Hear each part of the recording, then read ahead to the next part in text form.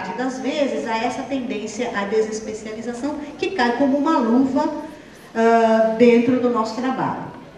Uma outra coisa que é importante também lembrar é que desespecialização e desqualificação são sinônimos, né? Muitas vezes se contrata, e isso vem ao encontro da contratação de assistentes sociais com outras denominações, como, por exemplo, gestor de políticas sociais, gestor de seguro social, agente cultural, gestor de projetos, uma série de outras denominações que vem nessa tendência clara de desespecialização profissional. Uma outra tendência é a assessoria, né? Assessoria, que é a tendência à terceirização do trabalho, que vem transvestida nessa forma. Os profissionais são estimulados a se organizarem, ou em equipe multiprofissional, ou individualmente, para prestar serviços, para elaborar projetos, para atuar em hospitais, em clínicas, promovendo cursos de treinamento, né? E autodenominando esse tipo de trabalho como assessoria. Claro é que nenhum desses trabalhos se tem uma proteção social, né? E a outra tendência que é paralela a isso é a tendência ao chamado empreendedorismo, né? Que é a clara tendência da informalização. É o trabalho informal que vai, à medida em que os assistentes sociais se dizem empreendedores e se organizam em termos de determinadas consultorias e assessorias, isso vem se constituindo os novos nichos do mercado de trabalho. E é claro que para um profissional que está desempregado, isso serve como uma alternativa, né, como uma estratégia. O problema é quando isso passa, né, a visão do assistente social passa a ser a de um profissional liberal, né, completamente desvinculado do trabalho assalariado e desvinculado dos outros, que se coloca diferente das outras formas de inserção de trabalho assalariado.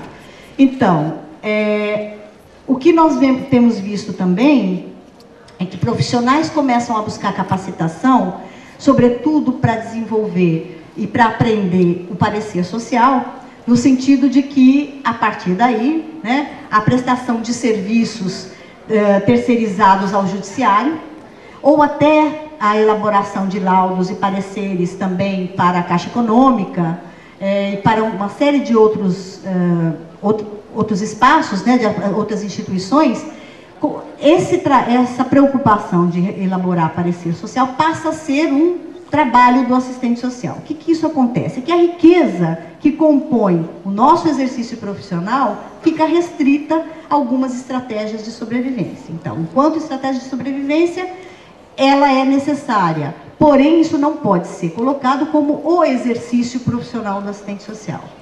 Uma clara distinção, uma clara consequência também dessas diferentes formas de contratação é a fragmentação da categoria, né? E uma desagregação profissional. Isso está posto tanto entre os próprios assistentes sociais quanto as entidades da categoria, e eu vou falar sobre isso mais tarde. Essas diferentes modalidades de contratação reduzem a nossa capacidade de contraposição a essa lógica, né? E nos reduz também a capacidade de questionar objetivos profissionais e mostrar que os objetivos institucionais são distintos dos objetivos da profissão. Também essa segmentação do mercado de trabalho estabelece uma diferenciação nas condições de trabalho nas instituições estatais e nas de iniciativa privada. E isso é muito claro quando se trata do caso da docência, né? Na docência, que é também um espaço de inserção profissional, embora muitos docentes não se digam assistentes sociais, né? Os assistentes sociais que estão na docência se diferenciam muito em termos daqueles que estão inseridos nas organizações públicas, nas instituições públicas, das instituições privadas. E sabemos hoje que alguns coordenadores de curso de instituição privada recebem de acordo com o número de alunos, ou seja, tem o seu salário vinculado ao número de alunos. Ainda sobre a precarização e agora das políticas sociais, né, como espaço socioocupacional dos assistentes sociais, a gente vem vivenciando todos os efeitos da chamada contra-reforma do Estado.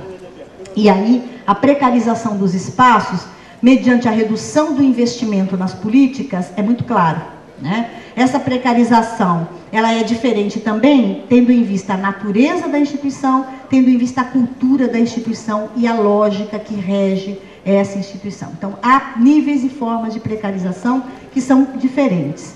Quero chamar a atenção, por exemplo, para as empresas. A empresa, e os estudos têm mostrado que as formas de negociação salarial dentro das empresas, ela prioriza e privilegia os indivíduos, né? São negociações individualizadas, que é direto empresa e trabalhador. Na empresa, os critérios são meritocráticos e o seu julgamento é a partir do atendimento de metas e uma avaliação de desempenho que é sempre individual. O que isso significa? Que também os próprios assistentes sociais estão envolvidos com esses projetos que as empresas hoje priorizam, como qualidade total, gestão de pessoas e nos programas participativos. Também, para o assistente social, essa cobrança de metas de produtividade, também a negociação individual acaba sendo a condução que as empresas têm dado para o exercício profissional aí. E também o assistente social participa desses processos, uma vez que está envolvido e inserido dentro dessas empresas. Então, tanto quanto trabalhador, quanto como profissional,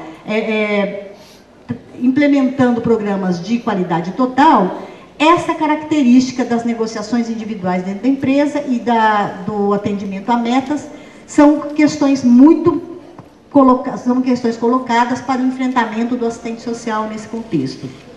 Um outro exemplo é o acompanhamento do programa Bolsa Família, que também está pautado em metas de produtividade, né? Muitas vezes a meta é o número de reuniões, o número de visitas, o preenchimento de formulários, a elaboração de pareceres, toda essa relação custo-benefício, cálculo gerencial, está condicionando o exercício profissional dos assistentes sociais. Com isso, ficamos muito vulneráveis, né, a cobranças, muito vulneráveis às pressões, né, que se exerce, e com isso há também um desgaste muito grande e a necessidade de um esforço individual para o atendimento de metas. A outra questão que aparece dentro desse contexto de desemprego e precarização é a transferência da responsabilidade para o trabalhador. Então, cada um de nós somos responsáveis pela nossa própria empregabilidade. Tal como os demais trabalhadores, os assistentes sociais também têm que compor um perfil de profissional que está muito posto com a financeirização do capital, né? A característica é de que o assistente social acaba sendo aquele trabalhador que está inserido num contexto de pressão, num contexto do salve-se quem puder, num contexto de dar respostas imediatas e pontuais, num contexto de ser um trabalhador adaptativo. Então, o perfil é claramente adaptativo. O perfil que se tem, não apenas do assistente social, mas de todos os trabalhadores, é de que ele deve ser o empreendedor e deve buscar a sua própria empregabilidade. Com isso também, o grau de insatisfação e doença do trabalho é muito grande. Nós não temos pesquisas que nos mostrem o índice de insegurança, o índice de desgaste no trabalho. Acho que é importante que a gente possa buscar compreender melhor, uma vez que as jornadas de trabalho, nós sabemos disso, extenuam o profissional, porque nós lidamos com questões extremamente difíceis, com violência de pais contra filhos, violência contra a mulher, questões de banalização, que mostram a clara banalização do sujeito, do ser social. Então, é importante porque o nosso trabalho tem um índice alto de periculosidade e um índice alto de desgaste. Também a descontinuidade no trabalho, que é gerada por esses vínculos precários e vínculos instáveis, também a descontinuidade do trabalho, que é posto no regime de plantão, muitos de nós trabalhamos em regime de plantão, que incentiva as intervenções pontuais, intervenções eventuais, que visam respostas imediatas e sem continuidade, também se põe de maneira muito presente no nosso exercício profissional. E aí constata-se a polivalência e a multifuncionalidade que está colocado, então, muitas vezes fugindo daquela qualificação e daquela formação recebida durante a graduação em serviço social. De forma que a gente olha para o nosso exercício e não reconhece o exercício e diz, na prática, a teoria é outra. Nós não reconhecemos a necessidade de fazer leituras e que a teoria que aprendemos nos permite, nos habilita a fazer leituras corretas da realidade, no sentido de entender o que passa no nosso exercício profissional. Constata-se também que muitas vezes a gente está inserido em várias políticas sociais e nem sempre se sente preparado para executar ou para implementar a política social. É por isso que eu vou insistir no fato de que tem se gestado um novo perfil de trabalhador. Um perfil que se gesta numa sociedade dos imediatismos, que é essa sociedade posta justamente pela financeirização do capital. Trabalhada bem por David Harvey, que muitos de nós conhecemos. A sociedade do salve-se quem puder, do aqui e agora, da razão instrumental, dos fins que justificam os meios, do chamado presente perpétuo ou presente contínuo, e que exige a capacidade de se adaptar, uma capacidade constante de adaptação às mudanças e às situações precárias que nós vivemos. Parece que tem se mantido no mundo do trabalho aquele trabalhador que sabe se adaptar exatamente aos processos de precarização e às constantes mudanças desse trabalho, e da qualidade do trabalho. O trabalhador que não oferece resistência, o trabalhador que mesmo e para além da sua precarização e para além da sua perda de direitos, se mantém no mercado de trabalho.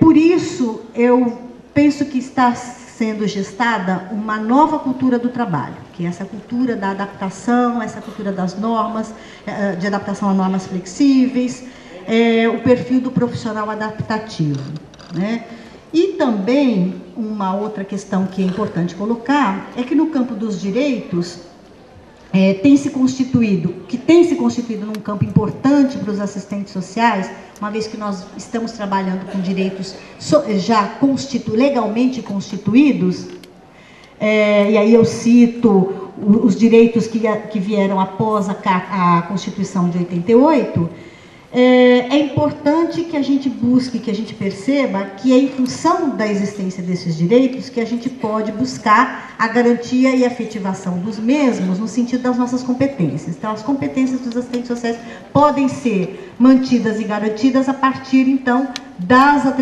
as suas competências a partir da existência de determinados direitos. E vemos que a legislação avançou muito, pelo menos no âmbito jurídico-legal, o que não vem acontecendo no âmbito da sua efetividade. Ou seja, esse Estado social vem sendo substituído pelo chamado Estado penal. Isso causa um impacto no exercício profissional e no âmbito dos direitos, que é o âmbito da nossa intervenção. Esse Estado penal, vão dizer alguns autores, é o recurso moderno para o controle da população desempregada. Ou seja, quanto menos Estado social, mais Estado penal. E hoje nós vivenciamos uma série de medidas repressivas em torno daquela população que está desempregada, A própria política da assistência, ela também de um lado,